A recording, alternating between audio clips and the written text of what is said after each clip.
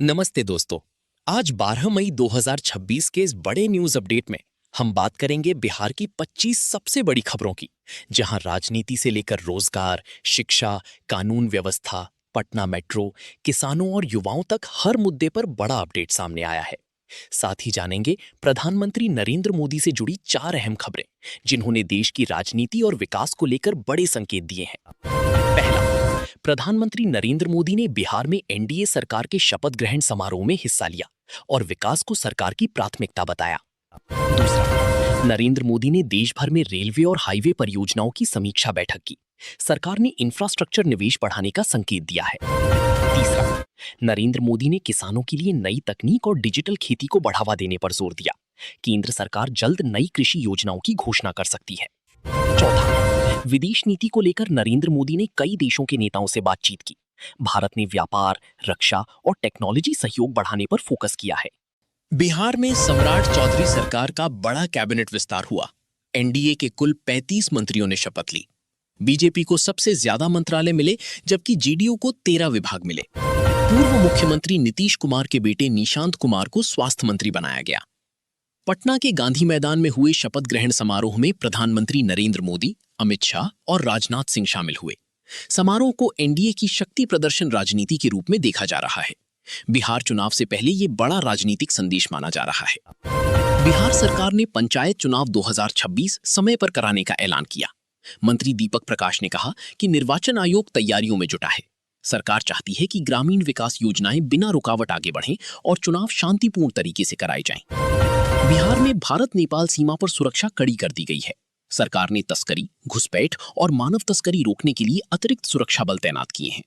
कई जगह हाईटेक निगरानी सिस्टम और नई बॉर्डर इंफ्रास्ट्रक्चर का निर्माण भी शुरू किया गया है। 5, बिहार की राजनीति में युवा चेहरों की एंट्री तेजी से बढ़ रही है। निशांत कुमार और उनके सहयोगियों को लेकर नवरत्न टीम चर्चा में है। ये टीम स्वास्थ्य, रोजगार और प्रशासनिक सुधार जैसे मुद्दों पर फोकस कर रही है और नई राजनीति का दावा कर रही है।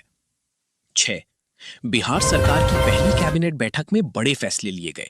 11 नए टाउनशिप, आईटीआई अपग्रेड योजना, मंदिर कॉरिडोर और पुलिस आधुनिकीकरण को मंजूरी मिली। सरकार ने कौशल विकास और शहरी विकास पर विशेष जोर देने की बात कही है। 7, शिक्षक भर्ती टीआरई 4 को लेकर अभ्यर्थियों का आंदोलन तेज हो गया है। पटना में बड़ी संख्या में छात्रों ने प्रदर्शन किया और जल्द नोटिफिकेशन जारी करने की मांग की। विपक्ष ने भी युवाओं की बेरोजगारी को लेकर सरकार को घेरना शुरू कर दिया है। 8, बिहार विधानसभा में कानून व्यवस्था और बेरोजगारी को लेकर जोरदार हंगामा हुआ। विपक्षी दलों ने सरकार पर अपराध नियंत्रण में विफल रहने का आरोप लगाया। सरकार ने दावा किया कि अपराध पर नियंत्रण और विकास दोनों पर तेजी से काम हो रहा है। 9, बिहार में ट्रैफिक चालान निपटाने के लिए वन टाइम सेटलमेंट योजना लागू की गई है। लोक अदालत के जरिए पुराने चालानों का कम जुर्माने में निपटारा होगा। इससे लाखों वाहन मालिकों को राहत मिलने की उम्मीद जताई जा रही है। 10, बिहार में नई सरकार बनने के बाद जातीय समीकरणों पर खास ध्यान दिया गया है। मंत्रिमंडल में पिछड़ा, दलित और युवा चेहरों को जगह देकर एनडीए ने सामाजिक संतुलन साधने की कोशिश की है। इसे आगामी चुनावों की रणनीति से जोड़कर देखा जा रहा है। 11, बिहार के कई जिलों में तेज गर्मी और लू को देखते हुए स्कूलों के समय में बदलाव किया गया है। शिक्षा विभाग ने सुबह जल्दी कक्षाएं चलाने का आदेश दिया है।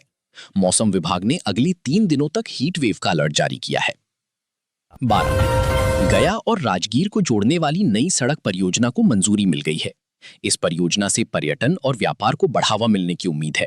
सरकार का दावा है कि यात्रा समय लगभग आधा हो जाएगा और स्थानीय रोजगार भी बढ़ेगा।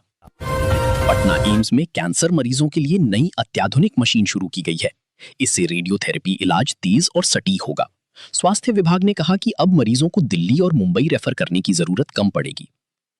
15, बिहार पुलिस ने साइबर अपराध के खिलाफ विशेष अभियान चलाया है। कई जिलों में फर्जी कॉल सेंटर और ऑनलाइन ठगी गिरोह पकड़े गए। पुलिस ने लोगों से ओटीपी और बैंक जानकारी किसी के साथ साझा नहीं करने की अपील की है। 15, भागलपुर में गंगा नदी का जलस्तर बढ़ने के बाद प्रशासन अलर्ट मोड पर आ गया है। बाढ़ संभावित इलाकों में राहत सामग्री और नावों की व्यवस्था शुरू कर दी गई है। अधिकारियों ने लोगों को सतर्क रहने की सलाह दी है। 16, बिहार सरकार ने युवाओं के लिए नई कौशल विकास योजना लॉन्च की है। इस योजना के तहत आईटी, इलेक्ट्रॉनिक्स और मशीन ऑपरेशन की मुफ्त ट्रेनिंग दी जाएगी। प्रशिक्षण पूरा करने वालों को नौकरी मेले के जरिए रोजगार से जोड़ने की तैयारी है। 17 दरभंगा एयरपोर्ट से यात्रियों की संख्या लगातार बढ़ रही है।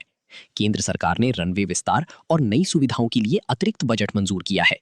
इससे मिथिला क्षेत्र में पर्यटन और व्यापार गतिविधियों को नया बढ़ावा मिलने की उम्मीद है।